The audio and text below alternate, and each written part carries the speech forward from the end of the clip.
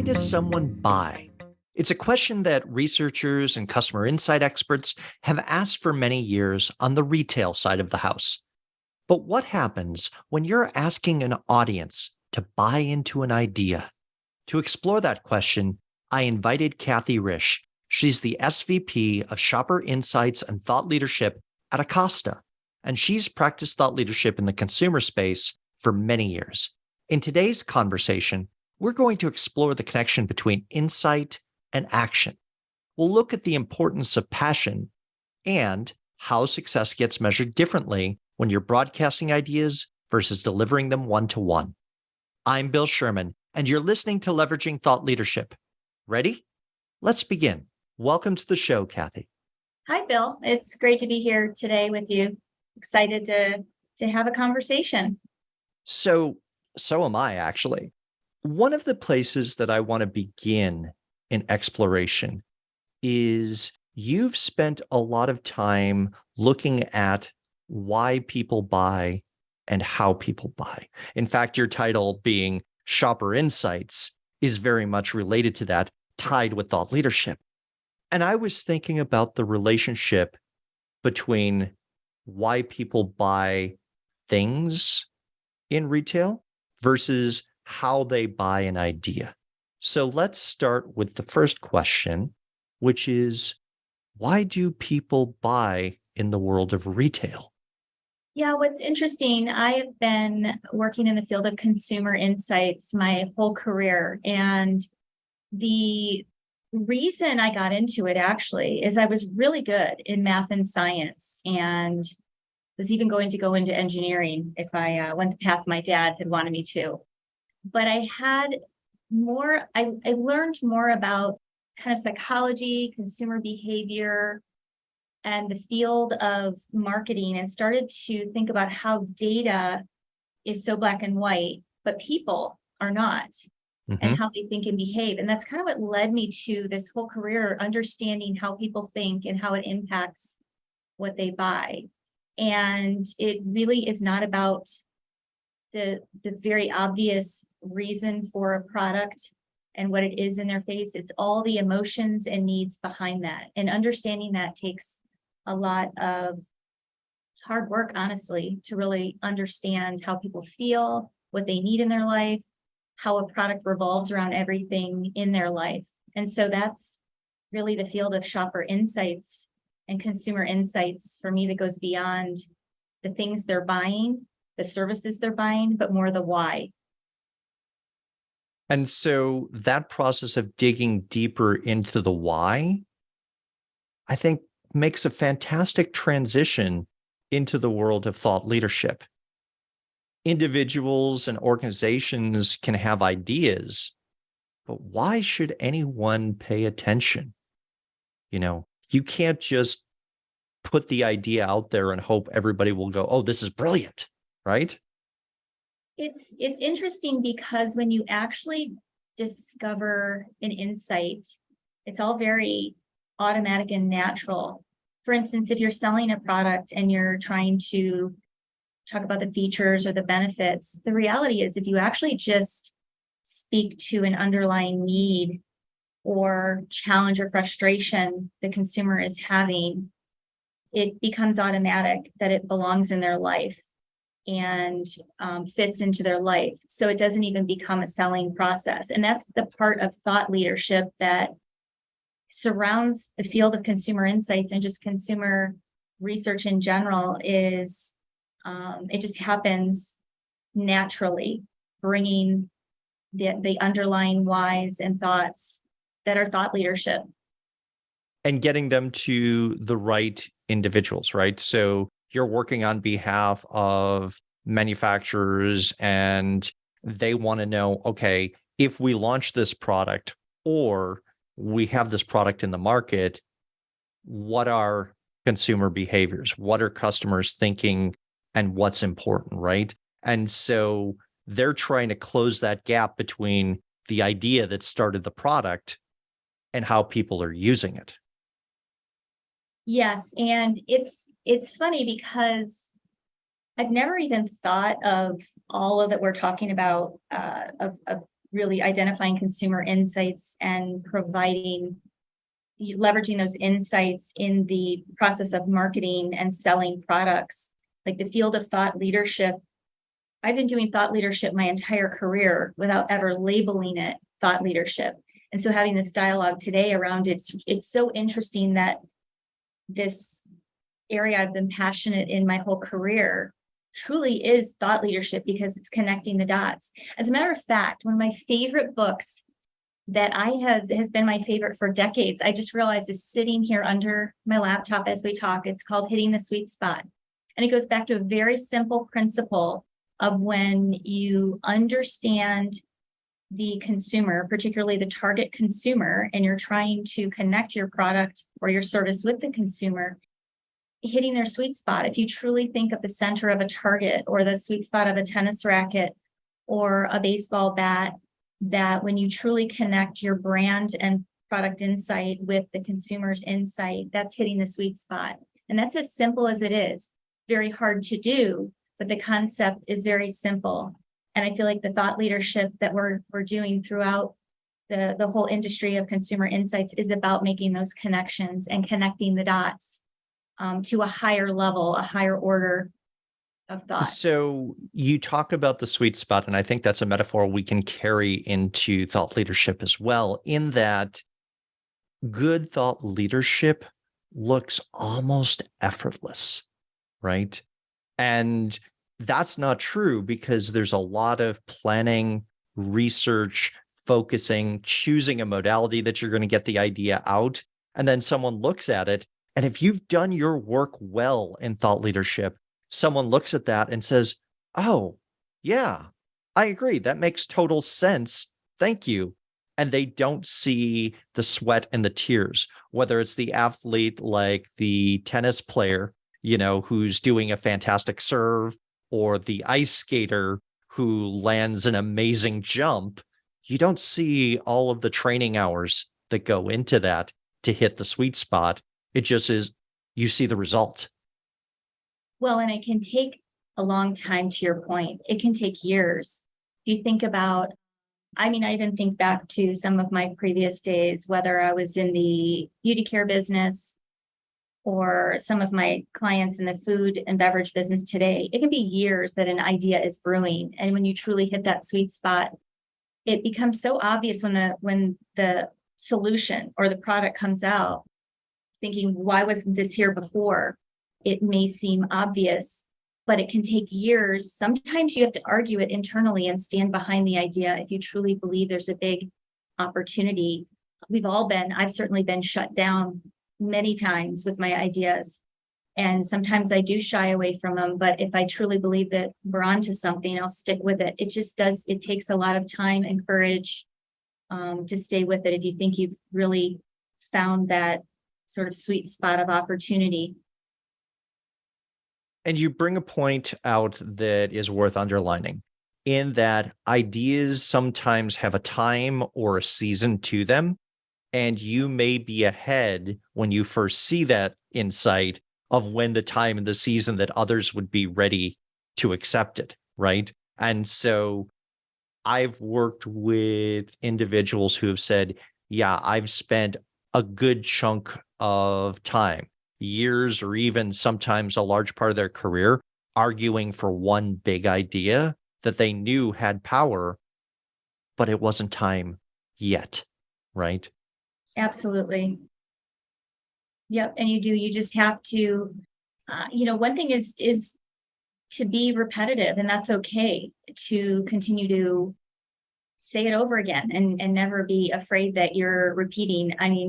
Some people will receive it differently on a different day, or maybe just saying it in a different way might actually be received better, or you might have a slightly different audience on a particular day. So it does take courage and confidence. I look back at earlier in my career where I did let other people convince me I was wrong. So I'd walk away from an idea and then later see someone else do it really well. And you just kind of learn over time to stick with it. And it's okay to be wrong too. That's important. Absolutely. Thought leadership does not have to be 100% accuracy. And if we hold ourselves to that standard, it is very likely that the good ideas will never get traction and miss that window that we were talking about of when they were needed, right? Yeah. And something else in the topic of kind of confidence in presenting it is just if you believe in it, make sure people sense that. If you have passion, don't be afraid to show passion in business. Let's talk about showing passion because I often say that in thought leadership, your audience is never going to be more passionate about your idea than you are. My question to you is how do you signal that passion, whether to an internal team, to a client, to consumers? How do you do it? Where have you seen it work well? Great question. I think the number one thing on my mind is that passion is contagious and there's a sort of passes from one person to another. Now, of course, if you're in person, it's most relatable. And today we're so much on Zoom or Teams calls, it becomes even harder when you're not three-dimensional to have others feel your passion for an idea. If you're only heard in that scene, even less so. But I think that if you truly believe in something, you can exude honesty, transparency, and passion. Passion comes through when you believe in an idea. People will sense that your idea, you're skeptical about your idea if you don't show true passion. If you're just sort of speaking off of a script or, I don't know, interpreting data, but you don't necessarily have passion. It's kind of a distinction of thought leadership is if you're truly connecting dots on multiple points and you have an idea you believe in, you will show more passion. And it's often in the delivery. So that's number one. Then to your point, does your audience need to have passion or why would they have passion? So just because you're passionate about it. And that's where it's how do you figure out, first of all, is it even relevant to your audience? Because maybe it's not, and you just move on and realize that your message was given to someone where it's irrelevant. But how do you identify what part of your idea or how to communicate your idea so it's relevant to who you're speaking to? Much easier to do one-on-one, but is really understanding why is this relevant? Why is my idea relevant? And how can I help that person understand why it can benefit them and be relevant for them in whether it's solving their problem or helping them be smarter and ultimately lead to better knowledge and action, whether it's growth for their business or convincing their own senior management of something. It's really, I need to give them something. It's not just the sake of sharing my idea, it's I'm trying to give them something. So you've put a lot of ideas on the table. I'm going to unpack them and try and get to several in this conversation. One of them is you mentioned the one-on-one conversations and the in-person, and you also talked about presenting. So let's talk about how those two different modalities, if you will, whether you're on stage or you're on the big Zoom call versus trying to communicate an idea. You do use both presenting and one-on-ones in your work, right? Yes. So Yep. give a little bit of an example on how those two play out and how do you approach them? Is it the same? Is it different? What do you bring to the table when you're expressing ideas on stage or on the Zoom versus the one-on-one? Well, the number one thing, whether I'm presenting to a very large audience of thousands, which I've done that a few times, and then or presenting one-on-one in person or on a call, they're both equally important to me in terms of my message being relevant and meaningful. And I invest as much into each. And that's important. I of course, get more nervous when I'm speaking to a lot of people, but I actually prep the same amount because it's a different mental state. And I whoever they are, they're investing their time and listening to me. And I value that. So if it's a large group, it's important to set the tone, first of all. And actually, this is true for both. The number one that's relevant for both is, what's my credibility? Why am I even there? Why are they listening to me? If I'm presenting to a large audience, I don't know how many people are going to be, what percent are going to care about what I say. And so I try to be as passionate, direct, straightforward, simple, organized, because I will lose my audience if I don't. And I want to make sure I'm reaching those that it will be relevant to. The one-on-one, it's a little bit easier to have more dialogue and know that especially if you're looking at the person, that they're engaged and you can move the conversation in the right direction that's relevant to them. Much harder to do that with a large audience. So pretty big difference in terms of that way to continue the conversation. So in those conversations, you're paying attention to your audience, how they're responding. And certainly it's easiest in a one-on-one.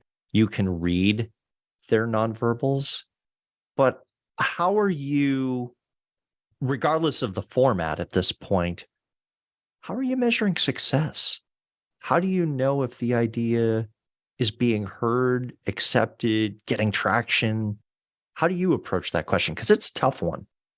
It's a very tough one. As a matter of fact, this week, I'm having to look back across, this year and how do I measure success in thought leadership throughout the year? And so I'm sitting here thinking this through myself. And when I think of the webinars where I've had hundreds of people hear my ideas and my thoughts and present my team's shopper insights and translate those insights into recommended actions for them, how do I measure that? Do I measure the impressions I had, the number of attendees? Do I even know who turned on their computer but actually even listened to me? Who took notes? Who actually acted? I don't know the action taken, but I know I had a great number of impressions. Then you take a one-on-one conversation where I do have the actual evidence that I had a very engaging conversation. Like 2 weeks ago, I had such an engaging conversation with one client that there was Q&A at the end. He then scheduled a follow-up meeting with his team, across the country, to hear those ideas and spread. And then there was a follow-up question yesterday from that led to another kind of thought leadership idea. So do I measure that one as more successful? Yes, because I felt like it led to extreme impact and a stronger relationship. Might have been one impression, but did I help their business? Yes. So I actually prefer that measurable impact, even though it's N of one, versus the broader. If you're enjoying this episode of Leveraging Thought Leadership, please make sure to subscribe. If you'd like to help spread the word about our podcast, please leave a 5-star review at ratethispodcast.com/LTL and share it with your friends. We're available on Apple Podcasts and on all major listening apps, as well as thoughtleadershipleverage.com/podcasts. Well, and like you said, the number of views or downloads on a webinar can be incredibly deceptive. Who were they? Did they pay attention? Was it running while they were doing something else and they really didn't give attention? Versus when a senior leader looks and goes, "This is great. Can we schedule it for my team?" The second presentation is everybody's coming and paying attention because the leader has said, this is important and impacts what we do, right? And so I sort of put 3 buckets for measures. There are things where you put an idea out, you broadcast it to the world, and you hope the right people find it. In a wide sense, it's like advertising in the airport or a Super Bowl ad. Good luck. It's out there, and hopefully you reach the right people, but feedback is low. Then there's narrowcasting where you've got the right audience, but you're not one-on-one with them. And then finally, that point casting, like you said, that one-on-one where you can read in their eyes, are they engaged? Are they asking those follow-up questions? how impact is happening, and it's easy to measure. In point casting, what they did afterwards or will do or working on. Well, and I love your way of looking at the three different, I mean, broadcasting, narrowcasting, and point casting, honestly, are all important to my current role. And I am really hard on myself to do all three well. How I measure all three well it can be challenging. So I think it's the right balance. It's looking back. I think you definitely need both. If you're only doing the one-on-one, and then you're going to miss some people that can benefit from your insights and your ideas that really need them. So it's really striking the right balance, honestly, of the three you're talking about. Well, and let's go back and, in fact, reiterate or repeat something that you said about repetition. Repetition plays out differently across those categories, right? So if you're broadcasting, you're repeating to try and reach the people for the first time or get them to think. Whereas repetition, in that point casting example that you talked about with your client, it's, can you repeat this for my team, right? Those are two different types of repetition, but we often lump them into this broad category of, oh yeah, I'm just repeating. And again, the repetition is interesting, that it's repetition at your point in time when you're onto your idea, but it could be over time. So it's engaging. Sometimes when we talked about earlier, the idea isn't right today, but it might be later. So I love resurfacing old ideas. I think about a couple decades ago where there were some brilliant insights and ideas around natural and organic that were just before their time. And then I think about today, how much more relevant those are in the marketplace. So it is interesting that repetition isn't just about reaching that audience today, but sometimes it's repeating what's old as new. And so it's definitely an interesting concept. So let's talk about reaching audiences and getting out of your comfort zone. And I think that's a piece that it's easy to default to the methods that we're comfortable with, but putting sort of yourself out and say, okay, let me try something new. How are you exploring with new modalities and new ways of reaching audiences? What experiments have you done or are doing? We're doing it right now. So for me, this is my first podcast ever. So I'm openly admitting that to this audience, whoever might ever listen to this. This is the first podcast of my life, and it is not a modality I was comfortable with. And so I just had the courage to give it a try. I'm trying to be more open to all ways of getting my message heard or enjoyed or appreciated by those who need it, or who desire it. And the sky's the limit. I think there are new formats popping up all the time. I do take an interest. It's interesting because I think the whatever mode of communication can depend on the topic or that particular insight or idea. So even within my role, I will discuss with my team what is the right method of communication for this particular study or this particular idea. And it can be very different each time. And so it just takes some creativity. And sometimes you realize maybe that wasn't the right mode of communication for that one. But I look forward to doing more of these. But yeah, this is a good example. I think the world of webinars and Zoom calls was very new. Like, I actually didn't do my first broad-based webinar to hundreds of people on video and Zoom until this year, 2022. I've spoken personally, stood up in front of audiences of hundreds, even thousands, and very comfortable. So why was I so nervous the first time I was presenting to hundreds of people who could see my face, but I couldn't see theirs? That Hmm. terrified me. But I had to get over that hurdle, and I'm very comfortable with it now. And so I imagine in 2023, there will be more things I'll have to try. And that's the other part, that it's a moving target, right? Meeting your audience where they want to be or where they are in terms of formats rather than what's comfortable to us. So, congratulations on Thank you. jumping into the world of podcasting. I've got a couple practical questions for you. First off, do you see yourself as a researcher or a marketer? You mentioned the marketing book that's sitting under your laptop, but how do you sort of perceive what you do? It's funny because I don't even like either of those terms. I'll say yes to both.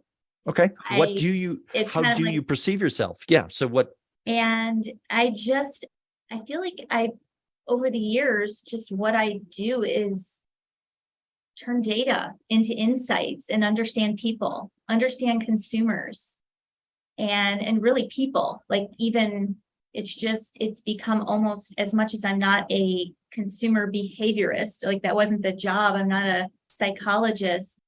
It really is what I'm passionate about. It's the part of, so yes, I'm a researcher who has been leveraging market research my whole career, leveraging data, quantitative and qualitative data, very much my area of strength and expertise and experience. But honestly, the area of consumer insights and understanding consumers is what I'm passionate about. And not to be pointing terms, but the part I've loved my whole career is that strategic thought leadership. And when I look back at old documents where I put what my experience was on a resume, way before the field of thought leadership, quote unquote, came into being, I was actually describing what I do as providing strategic thought leadership to my companies, my businesses, my business partners, the brands I worked on. And so this really is my area of passion. so I think that's true for a number of us. We either stumble into this role before we know it has the name that it does. And yeah, we practice thought leadership before we have it in a title in some ways. But I hear what you say, and it's definitely thought leadership. So you mentioned your team. How are you helping your team then understand what is thought leadership and how that works? Well, they are fantastic. One of the things I value is their experience, their engagement. And we are putting out so many really interesting insights, shopper studies, and it kind of comes natural because I have such a passionate team that what I've been teaching them and sort of encouraging them all along is how to think about each individual project or study to keep it unique and fresh. So that's sort of our mantra, is every single time we're doing a shopper study is, how can this be beyond the mundane? How can we make sure we understand not just the what, but the why? And some of that's in the questions that we ask our consumers in the survey. How can we make sure that the topics and the insights that we're bringing out are unique, fresh, and relevant versus what else is out there in the industry? And so that just takes a lot of really good dialogue and brainstorming, where we together kind of put our heads together and make sure that it goes beyond the topic. And there's unique and fresh insights at the back end that get at the whys behind the whats, if you will. So how do you judge freshness? Fresh kind of goes back to what I define as an insight, which is new, interesting discovery about the consumer. So how do you get new, interesting discoveries where you're able to surface from a study something fresh? Fresh is new and interesting. So not just new or mundane, but fresh. If you think about the word fresh, it has a very pleasant, welcoming characteristic to it. And when someone says those were really fresh insights, that's new, relevant, and actionable. So the actionability is really critical, that whether we're putting out insights to the broader retail industry, or it's our specific clients or retailer partners or internal teams, that it's fresh and relevant, meaning something kind of new, something that is going to drive them to better understand, either educate them or better understand their business because they're understanding the consumer better. I think that's a really nice way of explaining it. So as we begin to wrap up here, Kathy, I want to ask you a question. You mentioned how, as you look back on your resume, you were practicing strategic thought leadership even before it entered your title, right? There are many people now who are entering the world of thought leadership. What advice would you give them based on your experience? Another way to think of that is, what do you wish you knew then that you know now? Wow. I guess I'd go back to what is interesting to me is how much relationships are a part of leading to truly relevant and meaningful thought leadership. So when I go back and think about how was I delivering on strategic thought leadership way back then, earlier in my career, it was understanding people through building relationships in business and talking and understanding what are they working on that they need help with. And it might have been the nature of the function that I was in, because when you're in market research or consumer insights as a function, you have to understand your a service function in a way. So that begins immediately, right out of the gate, right out of school, understanding how I can A, understand my internal client, B, understand my consumer, and C, understand how to turn data into insight and action. And so that's through asking a lot of questions. I mean, it's just my nature. I ask a lot of questions. My kids don't always like that, but I ask a lot of questions. And I think that's what I would encourage people to do, is get to know the people you work with inside your company and outside your company by asking a lot of questions. I know that sounds really simple, but think about that in the next meeting you're in, how few questions are asked. Like, people don't often ask just to get to know what's going on in your business today. And think of the 10 questions that are never asked in that call. We just tend to get caught up in what we're presenting or what the goals are. And so ask a lot of questions, which helps you build relationships and ultimately leads to more effective thought leadership.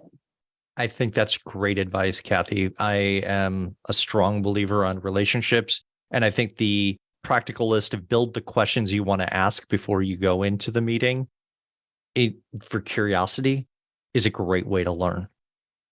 There's even a higher order one to layer onto that. That's Go for it. Important after that, which is listen.